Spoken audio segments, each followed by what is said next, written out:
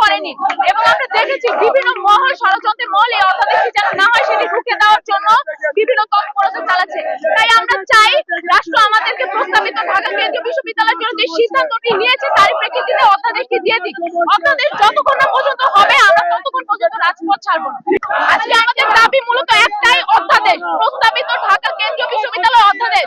আমরা আন্দোলন করছি বিশ্ববিদ্যালয় সেটি 1 বছর হয়ে গেছে। রাষ্ট্র আমাদের আন্দোলনের যৌক্তিকতার প্রেক্ষিতে আমাদের বিশ্ববিদ্যালয়ে একটি রোল মডেল দাঁড় করিয়েছে এবং অধ্যাদেশের প্রশ্ন প্রকাশ করেছে। আমাদেরকে বলা হয়েছিল ইউজিসি থেকে সেপ্টেম্বরের ভেতরে অধ্যাদেশ জারি করা হবে, কিন্তু আজকে অক্টোবরে এতদিন চলে গেল। 9 তারিখে অক্টোবরের অধ্যাদেশের মতামত শেষ সময় ছিল, কিন্তু এখন পর্যন্ত আমরা রাষ্ট্রের কোনো ধরনের কর্মকাণ্ড দেখতে পাইনি, যে কারণে শিক্ষার্থীরা বাধ্য হয়ে আবারও আমরা রাজপথে নামতে বাধ্য হয়েছি। তোমার সময় শেষ, আমরা কি চাই? অর্ডিন্যান্স আমরা কি চাই?